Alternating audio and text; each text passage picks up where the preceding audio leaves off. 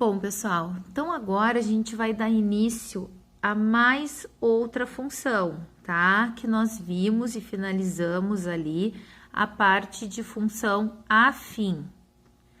Agora a gente vai ver a parte de função quadrática, não esquecendo que a parte de função afim nós vimos ali até nós vimos desde a parte da lei de formação, a parte gráfica, análise do zero da função, ponto de intersecção com o eixo y, se a função é crescente ou decrescente, tá? Agora, a gente vai analisar função quadrática. Então, vamos acompanhar aqui, ó, o que diz na página 48.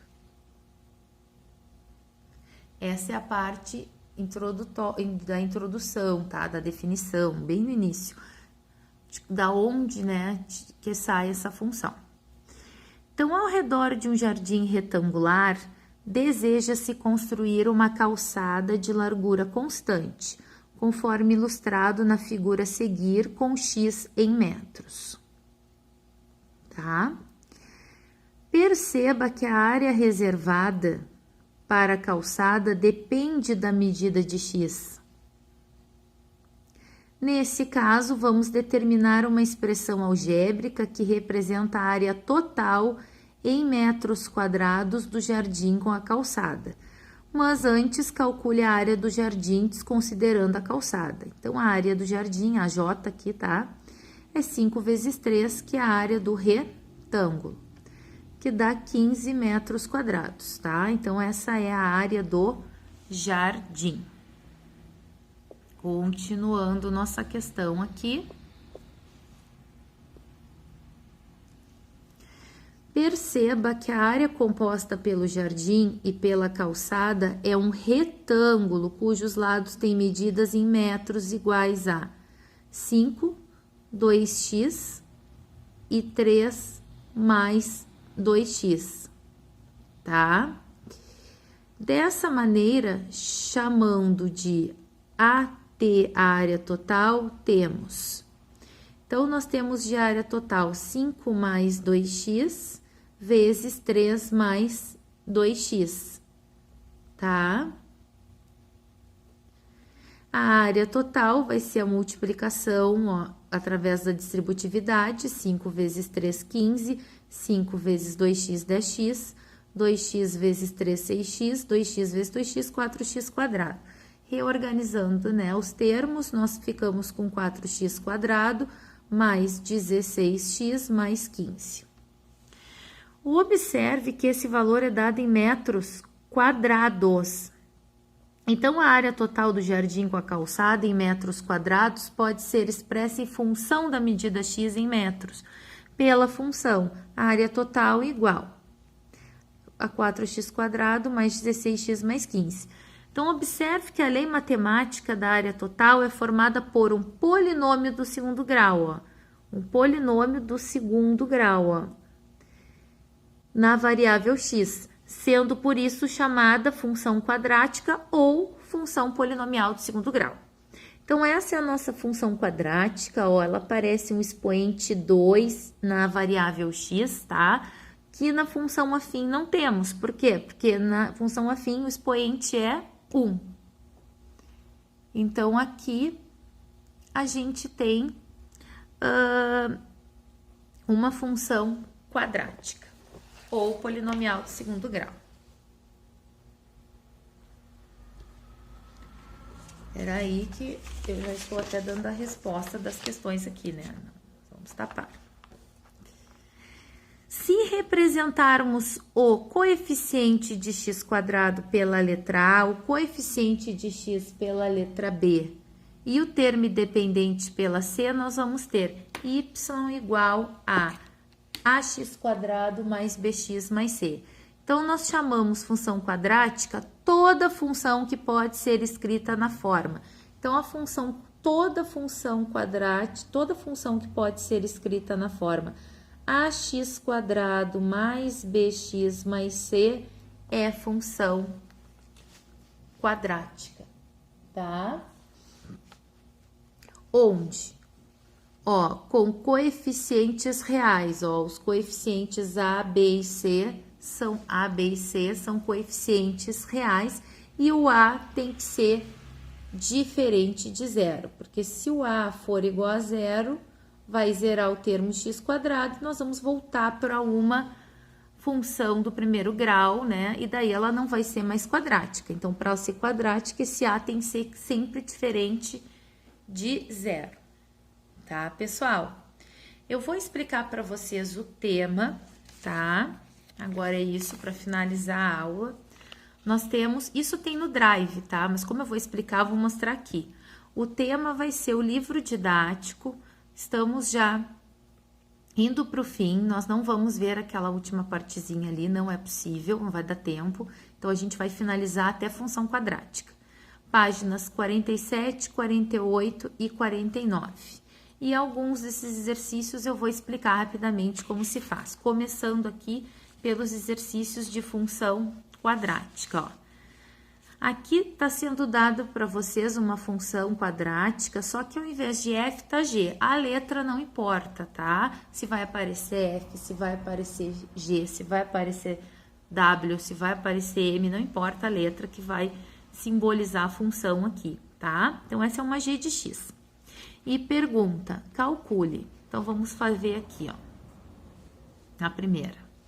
G de zero. O que é g de zero, tá? Vocês vão pegar,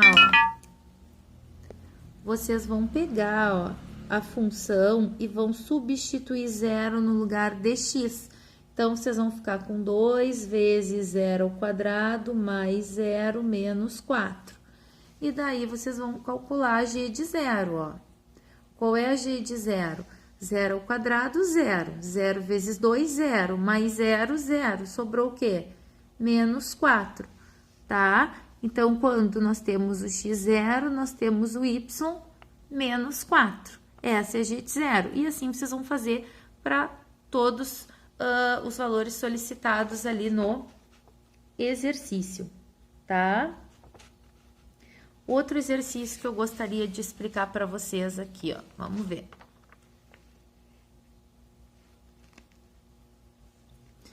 Sendo, ó, f de x igual a x quadrado menos 3x mais 2, determine, utilizando o método de completar quadrados, estudado no capítulo anterior, para quais valores de x f de x é igual a zero. Então, vocês vão pegar essa função e vão igualar a zero. Vai virar o quê? Ó, vocês vão pegar a função e vão igualar a zero. A função, ó, x quadrado menos 3x mais 2 igual a zero. E daí, vocês vão utilizar o quê? O método de completar quadrados, depois o método da fatoração e descobrir quais são os valores de x, tá? Isso que vocês vão fazer na 2. Na 3, verifique quais das seguintes funções são quadráticas e indique os coeficientes A, B e C. Por exemplo, aqui, ó. Não tá organizada, não tem como vocês resolverem assim. Então, vocês vão ter que reorganizar toda essa função, deixar ali, ó, organizada. Por exemplo, vou pegar aqui, ó, uma outra folha para fazer, tá? Por exemplo, aqui, ó, eu tenho y igual a menos 6x mais 6 mais x vezes x mais 8, tá? Ó, eu tenho isso aqui. Nós vamos ter que fazer o quê? A multiplicação aqui, ó. Então, vamos ficar com y igual a menos 6x mais 6 mais x ao quadrado mais 8x. Agora, a gente vai organizar. O x ao quadrado vem primeiro. Os termos que tem x, ó, 8 e 6, a gente opera, faz sobrar 2x. E aqui o 6. Ó, ficou uma função quadrática. Então, vocês vão botar função quadrática. E agora, quais são os coeficientes? O meu A, o meu B e o meu C. O meu A é o valor que acompanha o x quadrado, aqui, ó, o 1. O meu B é o valor que acompanha x, 2. E o meu C é o valor que é o termo dependente, C. Tá? Então, é isso que vocês vão fazer no exercício 3. Depois tem uma questão do Enem, daí vocês vão ter que ler, que é uma questão de interpretação, tá?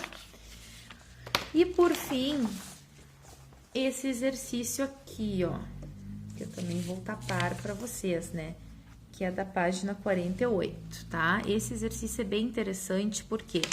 Porque esse eu vou mostrar a letra A e vou deixar a letra B para vocês fazerem, tá? Porque é um exercício. Escreva a função correspondente a cada gráfico e indique se a função é crescente ou decrescente. Então, dá um gráfico para vocês e pede a função. O que vocês vão fazer? Vocês vão pegar 2 pontos do gráfico, o que intersecta o eixo X e o que intersecta o eixo Y, e vão escrever, ó. Do eixo Y, ó, é o ponto 0 e 3, e do eixo X, menos 3 e 0. Agora, vocês vão substituir na lei de formação, isso aqui é de função afim, tá? Y igual a x mais b, porque nós temos uma reta, é função afim. O primeiro vai em x, o segundo vai em y. Então, 3 em y, 0 em x. Ó, zerou aqui, fiquei com b igual a 3. Agora, peguei de novo a função genérica e substituí menos 3 em x e 0 em y. Fiquei com menos 3, vai ficar 3a igual a 3, a igual a 1. Então, achei o a e o b. Agora, eu vou escrever a minha função, só que eu vou substituir na minha função genérica, no lugar de a, eu vou substituir 1, e no lugar de b, eu vou substituir 3. Bom, como ficou o meu a? Ficou positivo, então a função é crescente. Tá, pessoal? Então, é isso que eu queria mostrar para vocês, tá? Ainda tem também os exercícios da página 47, que envolve gráficos para vocês fazerem, ó.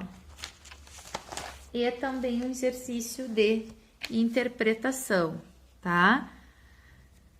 Só não esqueçam que na página 47, ó, construa o gráfico. Vocês vão ter que construir todos os gráficos aqui, ó. Olha aqui, ó, o f de x, o g de x, o h de x e o m de x, tá? Não é para construir vários gráficos separados, é para fazer todos juntos, tá? E nesse outro exercício também, ó, vocês estão vendo que todas as retas são no mesmo gráfico, tá, pessoal? Então, fiquem atentos a isso. E a gente corrige, então, na próxima aula, tá? E continuamos a matéria de função quadrática.